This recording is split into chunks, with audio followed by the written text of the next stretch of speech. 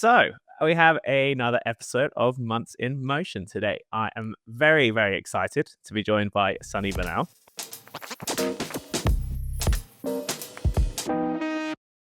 So Sunny Bonnell is a dynamic entrepreneur, best-selling author, and visionary leader who has been reshaping the branding landscape for the past 2 decades. Born and raised in the Deep South, Sunny demonstrated entrepreneurial instincts from an early age, famously getting fired from Dairy Queen at 13 for promoting herself to drive-through manager on our first date. That was one of the things that I was on about. In 2005, Sunny met her partner, Ashley Hansberger, during a neighborhood snowball fight. That too, another really cool, interesting. Actually, 1997. They went to college together and in their 20s started Motto with just $250 in the bank account. They set out to create a disruptive and differentiated branding agency that helped companies communicate who they are and what they stand for before anything else. Despite these humble beginnings, their commitment to challenging conventional branding wisdom and their focus on creating ideas worth rallying around quickly set them apart in the industry. Their approach is fundamentally different from traditional branding agencies because they operate as vision partners rather than just service providers. Motto are now a world-renowned branding agency and have worked with clients such as Microsoft, Google, and Virgin. So, welcome, Sunny. Good to see you again. Excited to have you on. Thank you so much for having me. Yeah, I'm thrilled to be here.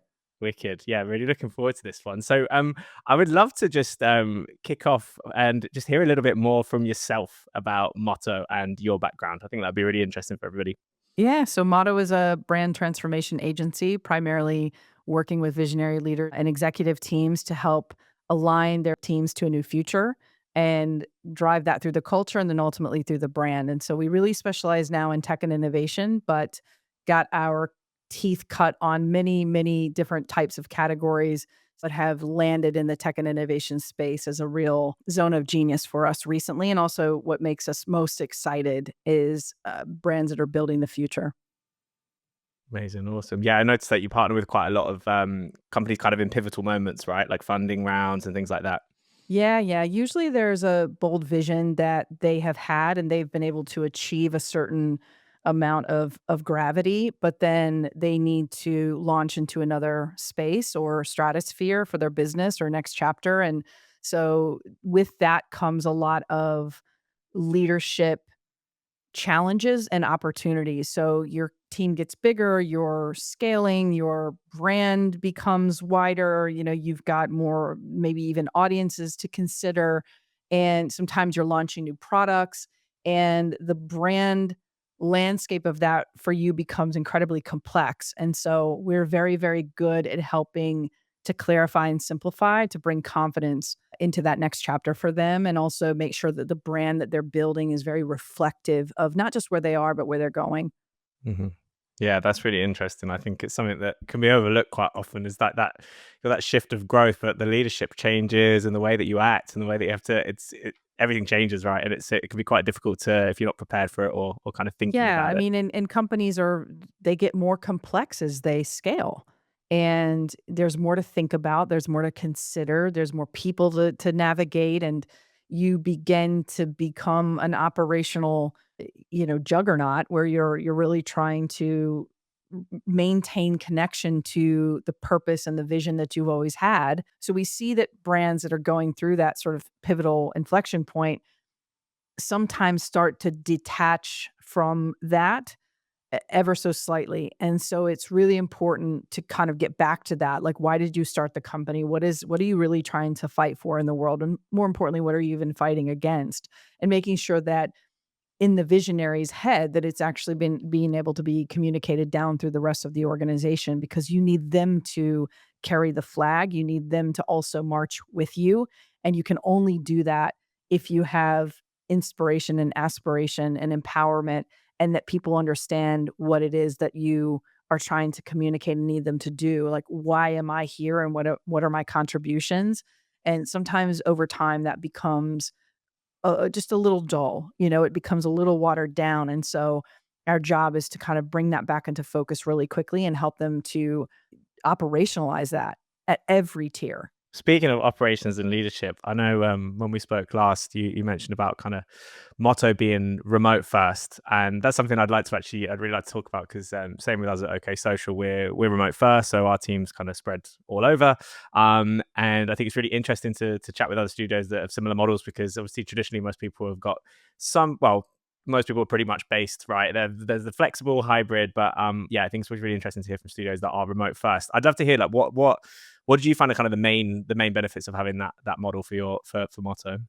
Well, we've had a few different models. Well, several offices. We've had offices in New York City and Dallas and in various locations. We've also been a hybrid model where we've had people that were in office in New York City and then also remote.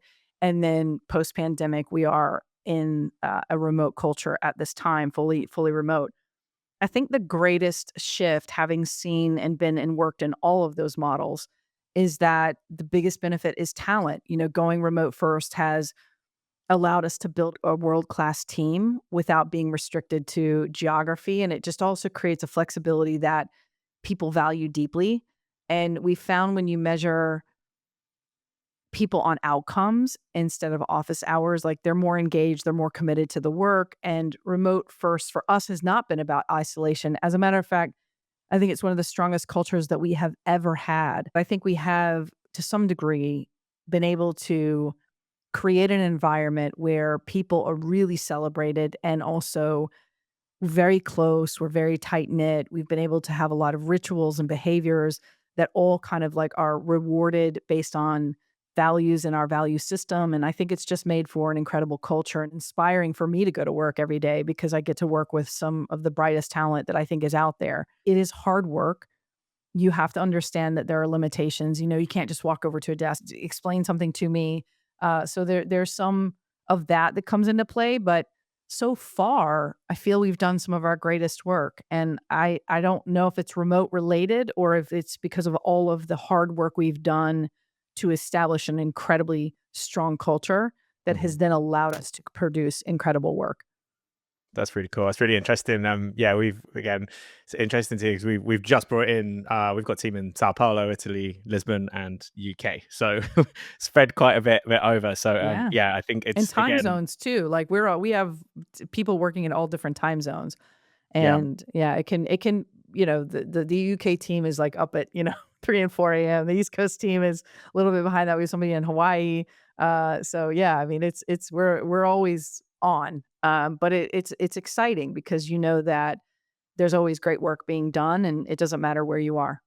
yeah, totally. That time zone thing is definitely like we found that from a production point of view, it's really handy. But also your point around the talent, like we were looking for a senior motion designer for must have been about 6 months in the UK, and then we kind of opened the pool up, and very quickly we had access to so much other kind of great talent, a much wider pool, and yeah, it really kind of helped us finally get our get our senior motion designer in after about 6 months of looking. Yeah, yeah. I'm really interested in you saying about the kind of the best culture you've had because that's one thing that my business partner and I have been talking about quite a lot is obviously thinking about how we're going to be growing that moving forward. Now we're bringing people in. What kind of things do you do to build the culture within the team? Culture is the heart of the home for us, and one of the very first things that we established very early on was deep values, and not just values that we communicate once and every now and then or values that live in some pitch deck, right? Like these are values that we reward and we talk about on a daily basis. We actually like if somebody is practicing radical candor or somebody is practicing optimism, or even excellence at any level. We're talking about it, we're sharing it, we're celebrating it. And it also is tied to what are our expectations of what those values mean. So a lot of times companies have values that are words, but those words like integrity, right? You can't, how do you do integrity? And so one of the things that I think are most important is like attach what you mean when you say that. When you say, okay, I want you to have integrity. All right. Well, explain to me what that means. Tell me when I would be having it, and then tell me when I wouldn't be having it. And when you are able to distinguish the behaviors that are a part of that value, you find that people begin to understand and make it part of their decision making. So when they're in a room, okay, a great example of this would be, do you have a culture where your team is uplifting each other when they're not in the room? It's easy to be celebratory when everybody is doing really exciting work and things are great and you're producing the best work of your life and you're having a good time. But like what when somebody frustrates you or you feel like you have a disagreement? Some cultures sweep that under the rug. They don't discuss it. They don't talk about it. They don't even talk about the challenges that they have. Maybe it's a client project or there's a communication breakdown somewhere. How do you address that in a way that is in a good culture, in a really strong culture? Those things are identified, they're discussed, and they're solved. And that is how you begin to attach behaviors and rituals to those things so that people know what the expectation is. When you say the word of the value, what do you mean when you say that? And what are the expectations of that value that you want other people to uphold, including yourself? Yeah, that's really interesting. I think definitely agree around the whole adding stuff to the words. There's a lot of people that just kind of stick stuff in there and it sounds cool and it sounds important, but there's not any kind of tangible meaning to it. Yeah. With the communication, I'm curious, like was there a learning curve when we went through the pandemic and you moved to remote first? Was there How did you kind of like change the approach to communication? Because as you said, obviously you can't just walk over to somebody's desk and go and have a chat with them or get them in a room. Like it's obviously very different. Did you find it was a bit of a challenge at first to try to nail that communicative element of it? Necessarily, and only because Ashley and I are very strong. My co-founder and partner are very strong communicators with the team, and we're very frequent communicators with our team. So a lot of our communications stem from making sure that everybody understands the vision, they understand the values, and we're constantly reinforcing it. We have something at Motto called the Rally Report, and we do that quarterly, and that's really to drive. It's tied to our name, of course, but it's really about what have we achieved, where are we going, what are the kind of the wins that we've had, and the thing that really changed was maybe just communicating more in written form. Generally speaking, like we've been able to draft them, write them down in memos and really share them and also have different company events throughout the year to really reinforce the vision and remind everyone of our values. And we have a theme every year that we fight for. And I just find that is just helps create clarity. The number one role of a leader is to create clarity and confidence and that you know where you're going and why everyone in your team should be a part of it and help you carry that flag to that particular mountain. That's what you want from everyone. And they want that too. They want to know why they're there, why they should help you build your dream because it's not your dream, it's our dream. And that nomenclature is really, really important. hmm Yeah, that's really cool. Very, very interesting. Yeah, it's a really. I've been just making notes while we've been talking about this because again, like I said, we're chatting about it a lot internally at the minute, so I feel like I'm getting loads Yeah. of little nuggets Well, of you can you information can here. you can ask me anytime. I mean, Amazing. off this podcast, you can ring me up. We'll have a chat about it. I can at least share what I know and what I've learned Perfect. Yeah, that would be. I'm sure I'll definitely tap you up for that in the near anytime. future. Sticking on ops, when we had our conversation when we first met, one of the things that you mentioned was that the obviously also wouldn't be a 2025 podcast without talking about AI. You mentioned that you're kind of really utilizing it within Motto at the minute, and I read a few of the articles that you'd written on the website and kind of across the web, and I think like it was really interesting to hear your words about it because it was obviously it was kind of a bit of a sketchy topic to like step into sometimes, and I Yeah. think that there's been a lot of negativity in the space. In my opinion, it's largely due to social media and the rap that it's got from social media. A lot of people posting rage baity, clickbaity, Right. engagement farming posts about how it's going to replace everybody's jobs. But the more I've kind of had conversations on this podcast, I think there's been more of a positive light that's been drawn out of it. And this kind of really echoed true with the article that you wrote on your website, where it was kind of all around. It's not going to replace us. It's not going to replace creativity. It's really good for automating the repetitive tasks and allowing people to step away from that mundane stuff and focus more on creativity. I'd love to hear like how are you kind of embedding it? Like, what are the main things that you're using it for in terms of like workflows, and what benefits have you seen in Motto with AI? Yeah, I mean, I think AI is becoming like electricity, isn't it? It's something that's powering almost everything now, if not everything. I I can't say for certain that it won't replace creativity. I think that it's taking a new shape, Hmm. and as a company that works with primarily technologists and innovators and a lot of visionaries, we have to be early adopters to the technology. And we've been using AI for quite some time. And it started with sort of really mundane things like research and early ideation. We also launched in partnership with an AI build something called the perception map, which is something that combine that data with some AI technology to basically create some really interesting things for a client that they would not have access to had we not done that. So I think there's a lot of innovation. I think there is a lot of curiosity around it. Of course, there are dangers with it. It's very polarizing, and we don't know the true capacity or the possibility or even the cannibalization of many things and creativity with it. So I think you're going to start seeing, we were like, what is it? And then now teams are kind of going, hold on a minute, let's actually start to put some guardrails around this. And I think that that is all accurate and probably where things need to go. I think as a company that works with technology, I think in order to evolve, we have to move forward. And I do think that you do see a lot of designers talking about taste and curation and how that comes into play. And I think those are all very, very valid points. But I also understand the dark side of it. But like Bob Iger from Disney says, if Disney had never created technology or ran towards technology and went into streaming, he had groups of people who were like, we shouldn't do that because that's not what kind of company we are. And he said, "Well, hold on a minute, like, Disney was founded on technology. Like, that's how we were doing technology 100 years ago, right? And so we can't revere what we were. We have to go towards what we're becoming." And I don't think it's just a tool. It is far more than just a tool.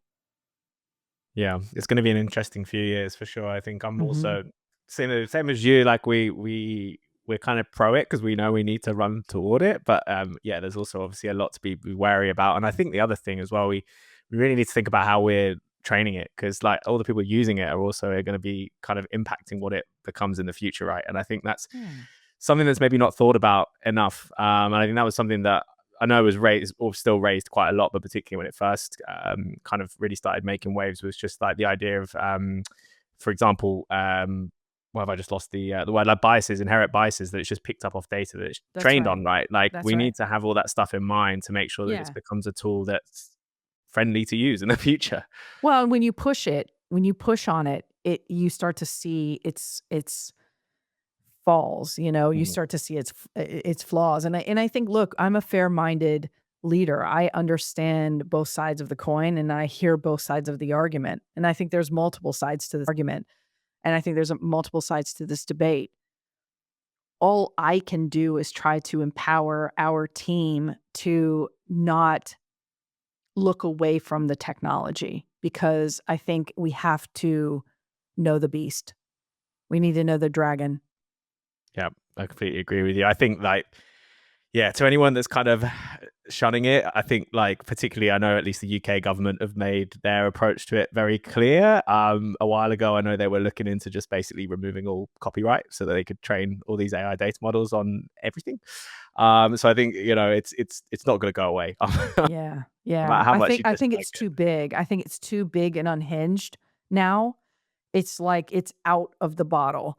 And I think we now need to understand where to ride that wave, and also understand like how can we be effective? How can we still achieve things? I mean, there is something to be said about leaders in a room who all have different opinions and life experiences and ways in which they see the world and being able to align them to to that. Sometimes I think AI is very poor at doing something like that, right? But can you give it a bunch of text and data and imagery and produce some pretty incredible things? Like, absolutely. In 2024, when I was talking about the landscape, I shared with the team this concept of here be dragons, which is when old maps were made, when they didn't know what the land was beyond a certain distance, they would put dragons because they didn't know what that land was. It was uncharted territory. And so what I shared with the team is that's kind of like what AI is. It's the dragon, and we're sort of in uncharted territory to some degree, but that didn't mean that sailors didn't sail off into that sea to explore what was in there, right? So, yeah, it's That's a a great fascinating comparison. concept. Yeah, I love that. What a great comparison. That's awesome. I'd love to move away from the topic of AI. I'd love to chat about obviously just a bit about the work, a bit about the motion. I remember obviously when I first went on your website straight away, I was like, yeah, we've definitely got to get an episode together. Everything's moving on the website. I love it. It's just motion everywhere, pretty much in every single case study that I saw of yours. There was quite a lot of like mock-ups for event displays and things like that. Is that part of kind of because of the clients that you work with, they're in those particular stages, or is that kind of something they ask for? I'm curious how that works in quite so often with your Yeah, I project. mean, a lot. Well, it depends. I mean, obviously, it's showing the brand at scale and showing how those brands can work in different contexts. But like, also worked with a company called Good Notes, which is the number one AI note taking app tool. And when we launched the brand, we did some really cool pop up events where we built coffee trucks, and those coffee trucks were branded, and they would go to college campuses, and they would have the product pulled up on the iPad so students could come and experience the tool in real time. And so it's things like that where depending on what it is that we're doing, some of these tech companies will have these kind of presences. Say about 80% of our clients are like SaaS product based or AI related. In some cases, even have a quote unquote product just yet. I think that kind of flat 2D like Mm. design on its own is almost kind of getting stepped away from in a little bit in like the last kind of year or so, and there's a lot of this transition back towards more 3D like textured looks and feels. And I was watching a video the other day that was kind of putting that down to Apple's announcement of the new liquid glass and them kind of like leading that, but I don't really agree with that. I think Microsoft have been doing it quite a lot. But one interesting comparison that I did see on that video was that it was kind of talking about how the reason for it is because we're obviously stepping into this kind of like the AR world, like this augmented world where we're going to be having digital right next to real world textures, and having the flat Yeah. design just doesn't quite work so much. So I thought that was really interesting. I think that makes more sense than Apple leading it. But yeah, I noticed that on that Good Notes project, you kind of use that blend of 2D flat with 3D kind of more textured design. I'm curious, what are your thoughts on that kind of trend? Do you think we are going to be seeing the kind of phasing out of 2D flat design, or do you? I see it as a hybrid future. I think that, what I think is really interesting, we're doing a ton of 3D work in the studio, but I'm noticing that we're moving towards, a place probably where we won't be working in screens. But I feel like we have these kind of trends that come in and out. And, but I think we can't deny like the landscape of what's happening around us, and how our brands and even the things that we create are going to need to be agile enough and adaptable enough to live in these new environments that I think are going to be here sooner than we realize. Yeah, I think it's Yeah. going to be interesting to see what the next stage is with the AR stuff. I think obviously talking about Apple again, the headset didn't really quite take off, but as soon as you know that they're kind of dipping their toes in They're something that dipping. is. That's what innovation is, isn't it? It's failing and getting back up and trying again and improving the thing that you were working on. So sometimes you're just a little too early, and Mhm. maybe it didn't quite seat at the time, but yeah, it just innovation is funny like that. It just takes more, I think James Dyson had 5,127 prototypes before he cracked it. And it tells Okay. you a lot about tenacity and never giving up on the dream and the vision that you have, and building something that then became obviously a billion-dollar brand. It's based on tenacity and having strong vision and being able to push that through. And I think it's a matter of time before we're going to start seeing a lot of these things, whether they failed a few years ago, will be resurrected and refined for a new future. I want to see Google Glass come back. I remember that like being like really mind Well, blowing yeah, when they now you've announced got it. like glasses, I think, that can tell you whether, what is the nutrition content of a piece of fruit. It's pretty wild, I think that's cool though. I'm Yeah, excited for it. I think it's really interesting. And yeah. there's humanoids and robots and things like that they're sort of taking place. And we're starting to speak to a few companies that are big players in that game. And that's also really interesting, to be on a Zoom call and then have like a humanoid in the background and they're like, "Oh, this is so and so." They even have a name. But it's wild. It's wild to see. It was a big there was a big tech event on in Berlin, I think, wasn't there? Like this weekend just gone, and I saw some crazy stuff on that.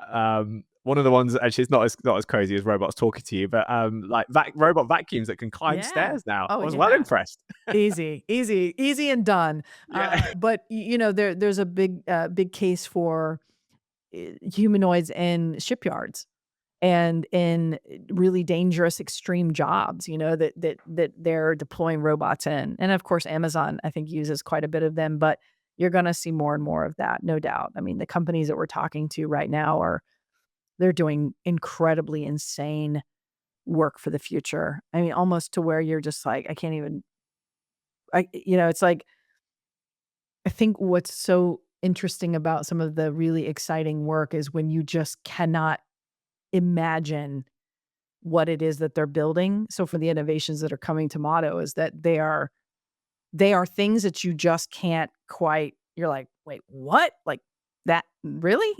And then you realize that you're shaping the way that the world is working. And it's exciting, and also you feel some sense of responsibility about it Mm, as well. mhm. It's really interesting to be on the forefront there. You'll have to keep me updated if you're working I on these when will. they come I'll out, let so you I can know check the that minute we start hiring some robots. out.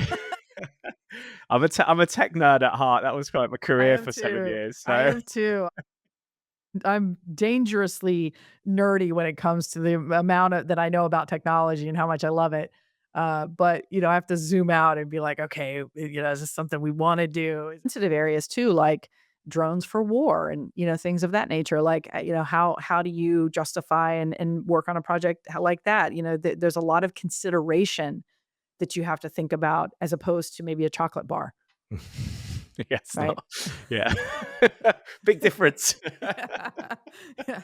Like it's interesting for fear of going slightly off topic here, but I think it's really interesting because I mean, tech's been like hardware's been advancing at a pretty similar rate, but now because you've got this massive AI curve, the two going hand in hand is obviously just really widen out like the possibilities of what the hardware can do and what it's used for, and yeah, it's going to be an Yes. interesting few years for Yeah. sure, for Uh-huh.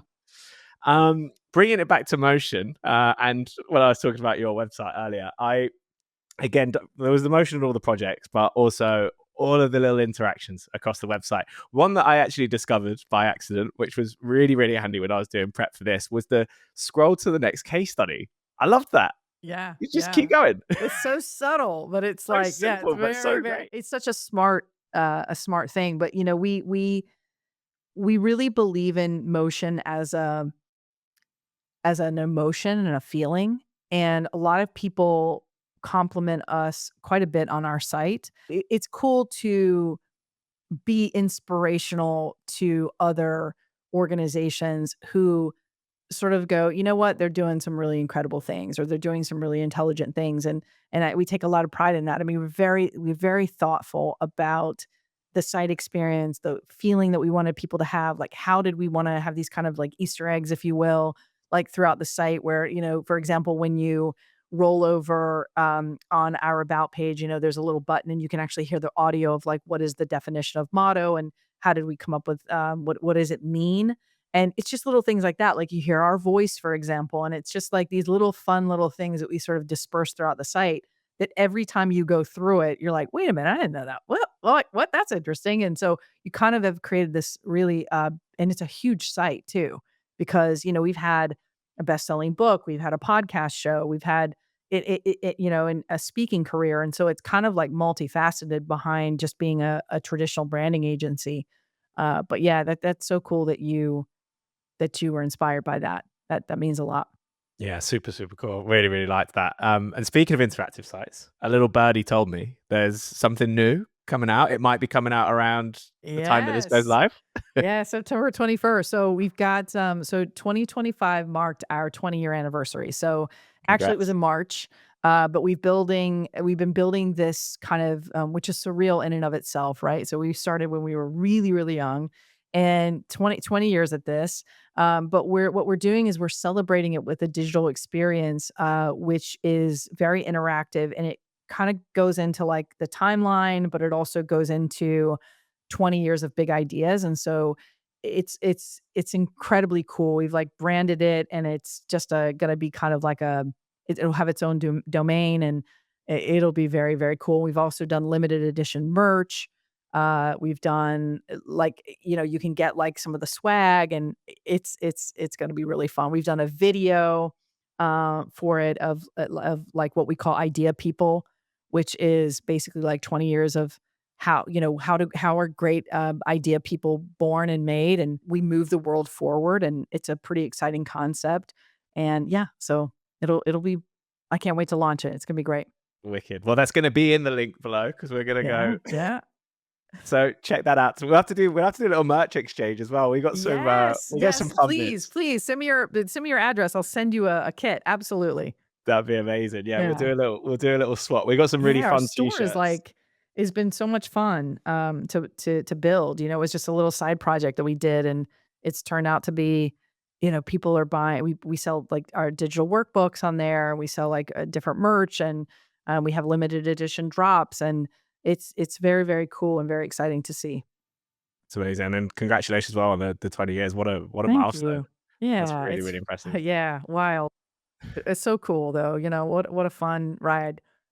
I'd love to what's like your biggest learning, would you say? Have you got like one thing or is it just a plethora of different things? You have to have guts. You have to have guts, and you have to believe that you have something to say Mhm. and that you have a contribution.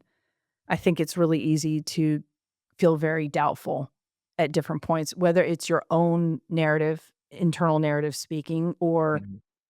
other people. Other people doubted us for so many times, right? Like, and over time, you kind of get this like underdog feeling, where you just like, okay, I'll show you, right? If you want to doubt me, I'll show you. But you have to believe that you have something to offer, because without guts, you can't do anything of significance. You have to have the courage of your convictions. Love that. That's great. Great advice. We're kind of like we're going through a bit of a transitionary phase at the minute, and we're going back to all of our manifesto and our purpose and all this. So Yeah. I'm just scooping up all these bits of advice from you. Yeah, yeah, you have to. I mean, you should always remember, like, and when you feel on like that, you have to remember what it is that you're fighting for and why you're doing this and what joy and happiness you get from your work, because sometimes that's, it's hard out there. I mean, there's so many agencies, there's so many people doing incredible work. Like, what is your contribution to that conversation? Why should, you be there? And you have to fight for that. And I really believe in that. But you know, I also think that there's to dig deep and understand who you are and know who you are is everything. The last episode before last that I recorded was with this guy called Barrington Reeves from an agency called Two Gallus, and they're independent, and we were having this whole chat about clients kind of stepping away from the big old traditional agency model and kind of seeking out more independent clients. Have you found that a little bit more like in the last few years? Have you found, I mean, you've obviously been around for a long time, so you're a bit more established, but I'm curious if you've noticed a bit of a shift in that. Interestingly, not as much. I mean, I've always felt that, right? But I also think that that's because we're like a lighthouse for it, and so I sort of feel like we look for clients who want this kind of more consultant level relationship, and that tends to be something that we just do really well in, and we don't do as well in with like big RFPs and where it's just like a cattle call, or it's just, 40 agencies all coming in like that we just don't feel like that's a great culture fit for us. But, generally speaking, I think there's probably ebbs and flows to that. I'm not as aware of it only because I think we've always been like, this is who we're for. And it helps clients sort of understand, okay, that's not exactly me, and I probably wouldn't be a good fit for them. And sometimes it's just about claiming it and saying, like, we are for this and we're not for this.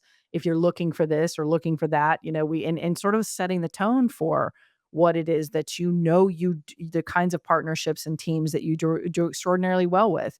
Especially if you get to know yourself that well, you do begin to understand the patterns of, I do well with a really iterative client, or I do really well with a decisive client, or I don't deal, I don't do big with where there's lots of layers of decision makers. Those kinds of things can be very helpful if you begin to know those things about the way you work. It just clears up things for other people who choose to work with you.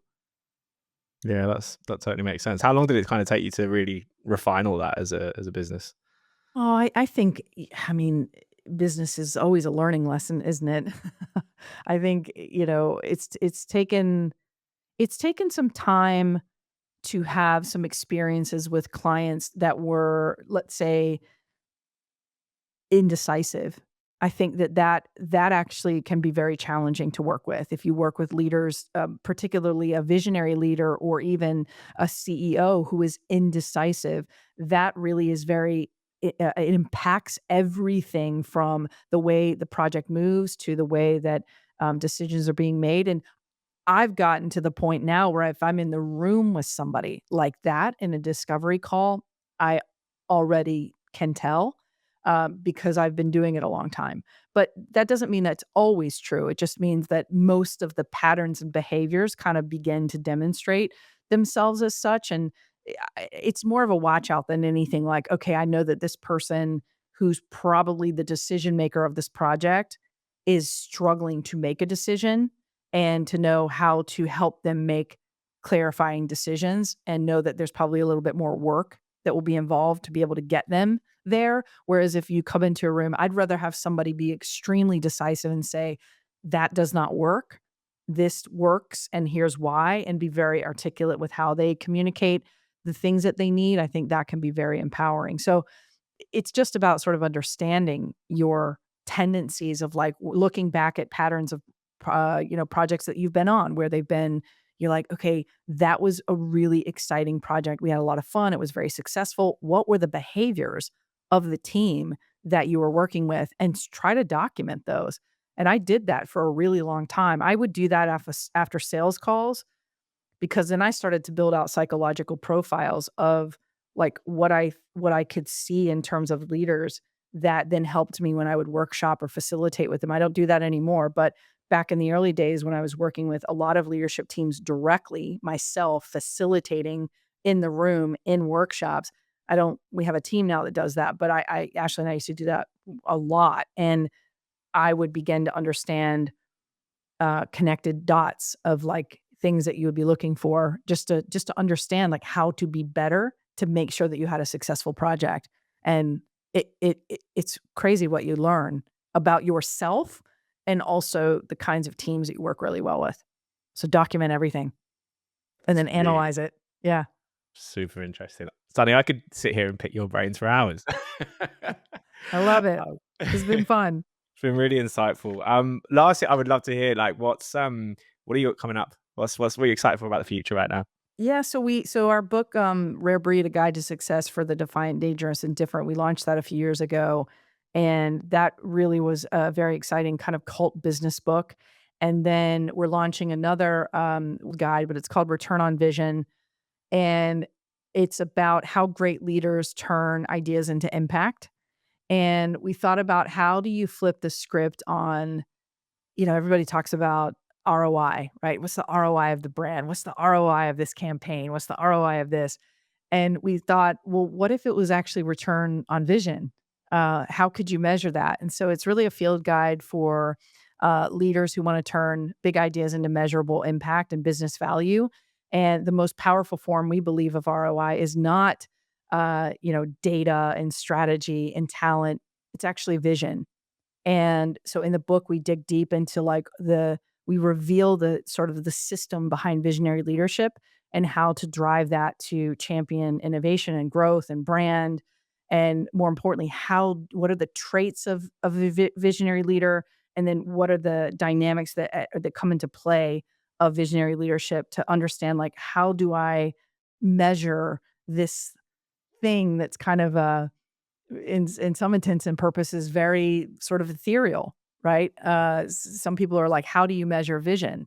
Well, there's a lot of ways you can measure it. It's not just, indirect Excel sheets. It's sometimes like a result of many, many big dreams resulting in something of a lot of people coming together to achieve that dream. But how do you actually create the recipe for it? And that's what that book dives into. So it's exciting. It's going to be a lot of fun to publish it and get it out there. Wicked. When are you hoping to have that out? It's later this year, so Okay. we're almost done. Yeah, it's pretty cool. Well, So yeah, I definitely. think I think sometime like mid-November is what we're looking at. Yeah, so I'll hopefully I'll be able to drop a link and people can sign up for just like early pre-orders. Great. Yeah, that'd be Yeah, great. I'm definitely going to get a copy of both, I think. And I'll be after this happy to send you conversation, I'm one. sold. Oh man, thank you. I appreciate that. This is a lot of fun. Yeah, it's been so much fun. Thank you so much for your time, Sunny. Really, really appreciate it. You got it. I'll see you next time. Yeah. Thanks, Jimmy.